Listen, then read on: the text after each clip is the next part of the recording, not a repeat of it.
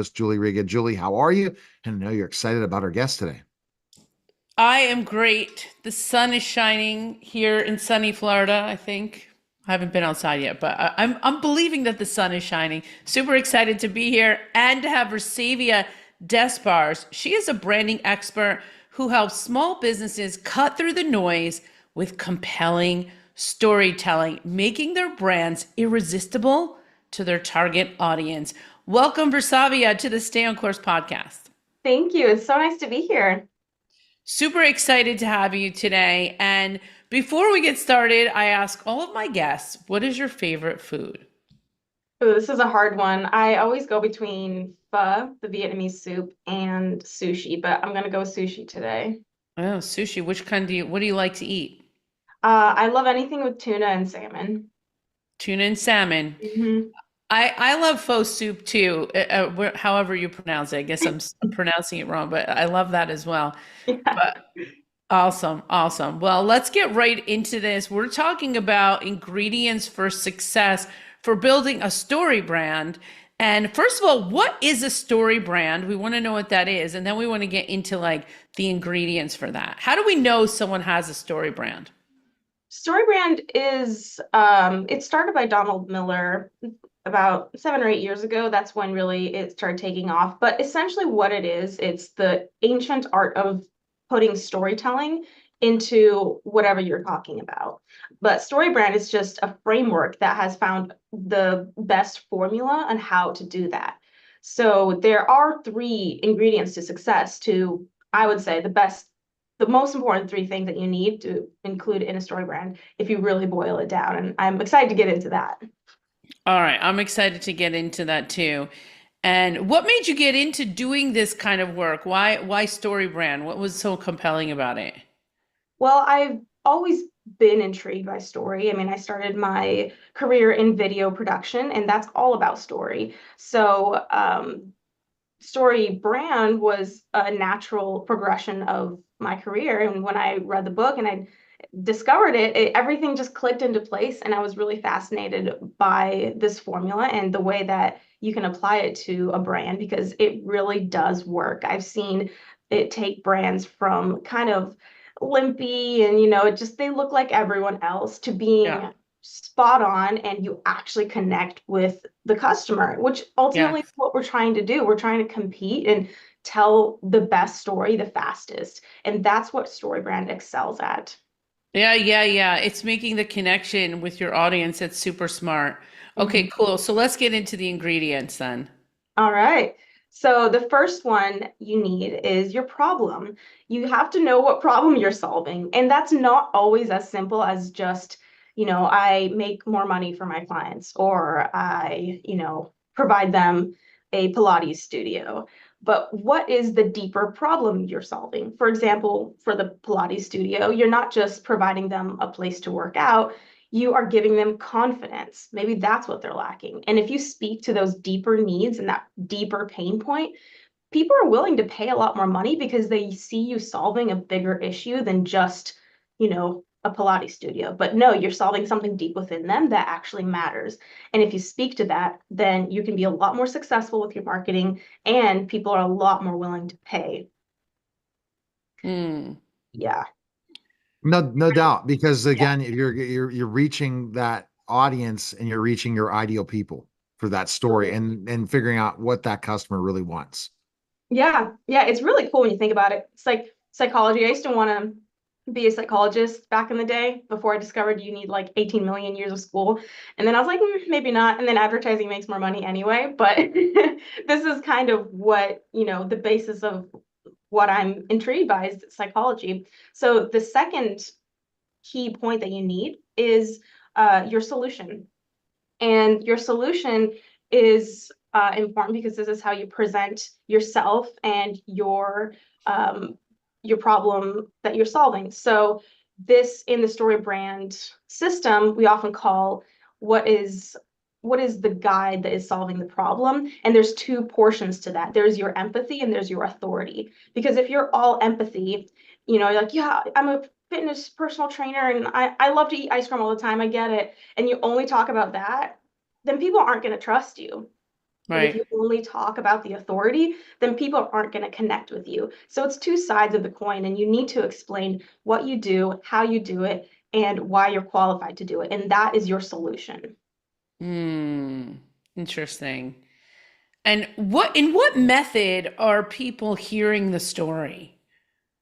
Any method. So what StoryBrand does is you first create a 7-step framework, and that includes your the three keys that we're talking about today, but more laid out and a lot more detailed. And so you take those 7 steps, and they're kind of like learning to play chords on a guitar, and then you can play those chords in any fashion, in any way, and create any sort of music. So whether that means an email template or a social post or a website homepage, all of it uses the elements that are made in that StoryBrand 7-step Yeah. framework. In the 7-step framework. Okay, very Mhm. cool. That's Yeah, awesome. So it's like really a template or a design deck or something like that where you're kind of framing out that story and that story is being played out in all different methods or channels. yeah, exactly. And that's why it's so powerful, because you are building your foundation, and it's all for that messaging. So you understand what to say and what story to tell, and it's consistent across all your channels. It's consistent. It's the same story then. It's the Yes, same yeah, story. Oh my, absolutely. Neil, I would laugh a bit about this because I have one of those stories that I associate with myself and my brand. Right. And so I would tell this story every time I would get on Clubhouse, and the people that knew me were like, "Oh God, I got to hear this story again." But the people that didn't know me, I was telling it to the people that didn't know me, but the people that knew Right. me were so bored of it. And then now I stopped telling the story, and now all these new people come in and they don't really know my story. But my story is very connected to my brand. It's who I am, and it's the reason why I do what I do. I always want people to know the reason why. Mhm. Right. Makes some complete sense, Julie. And you got to continue to say it over and over and over again because people that might say they remember your story really don't remember it. So Yeah, that's got to true. remind them. I'm going to remind them this week because I do Clubhouse every Thursday night. I'm on Clubhouse 7 p.m. So Mhm. come listen to my story brand there. I'm going to Yeah. talk about it. So what's the next ingredient for success? The next one is your results. So this is what you actually provide for your customer after you've finished with your solution. And this is really powerful because it allows people to really see that like light at the end of the tunnel, or the carrot on the stick, or whatever analogy you want to use, but it allows them to really visualize what their life could look like. It's giving them an aspirational identity, whether it's Mm. they want to be the leader of the pack, they want to be that confident, sexy woman at the gym that everyone's looking at, that is what you're giving them on a platter. You're like, this is what you could be. And of course, it has to be the truth. You can't be lying about your results. Sure. But depending on how you say it, it can be a lot more intriguing. And that's where the power of messaging comes into play, because you could say, here, I help train dogs. Okay, that's not that interesting, but I can help your dog stop barking at the door every day. Heck yeah, sign me up. So it just depends how you say it. And the power of messaging really comes into play there. And you can get people a lot more interested in what you're doing. And also, Yeah. the really cool about what we just laid out, if you come up with your problem solution results, now you have your elevator pitch. You just put it into one sentence or two small sentences, and there you go. That's your elevator pitch to people. Yeah. That's awesome. When you're talking about the story, though, let's just talk about that for 1 second because I want to get into this. People Mhm. talk a lot about personal brand and then their brand. Like, what do you think about the differentiator? Or are they really the same? Especially as a coach consultant kind of person, there's a lot of people that come into my world in that space. Like, what do you tell those people that are more in the service industry? Right. So it is a little bit different. So you were earlier talking about like your personal story and like your why and all that. And that is important. However, with StoryBrand, the main purpose of it is to put your customer as the hero in that story rather than yourself. So it's a bit of a mind shift when you're talking about your messaging. So so when you're talking about your problem, your solution, and your results, it's all with the focus on how you're inviting this customer into the story rather than speaking at them like, I've got so many years of service and I've got like 27 warehouses and all your cool accolades, which no Sure, one sure. really cares about. So it's all about putting the focus on them instead of your personal story. There is value in sharing your story, but only after you've connected with the person, because that's when you have permission, and people start getting a lot more curious about you once you help them solve a problem. Right. Right. So the question that I have is it so they can see themselves in your story? Do you tell a personal story where they can see themselves in the story, or do you really just not make it about you at all? Generally, you make it less about you. The part where it is about you is that guide portion, which is one of the 7 steps. So it's still a key part. But even when you're talking about yourself, you want to make that part centered around them as well, Yeah. because that is the ultimate way to get people interested. People are mainly interested about themselves. That's just the nature of human beings. Yeah. Well, I tell some stories about myself, but I always think about where they can see themselves in my story. Yeah. I really think about that because I tell stories for a reason. I don't tell stories just to tell stories about myself, but Mhm. I'm curious to play around with this idea. I want to play around with these 7 steps. So, what are you working on right now? And tell us where our audience can find out more about you. Right. So I have my website, pivotbranding.co. And right now I'm working on messaging and design and how do those two fit together. So what's fascinating is StoryBrand always talks about how important it is to get the right words to tell your story, which I think is very important. The other side of that, which I do, is your design and what you portray yourself as also tells a story and also communicates something. And if you're communicating something different with your words and your design, then it's just not going to hit as well, or people are going to get confused, or you're going to maybe do more damage than what you're thinking you're helping. So, what I do is I help you get the right words, the right visuals to create that emotional connection with Mm, people through your brand. amazing. Well, Versavia, I've learned so much today, Neil. Yeah, I continue to listen to this, and it really goes back to me as a sale, where one of my best things is sales, and it's really identifying the client's problem and pretty much telling what solution to that problem I can help that person do.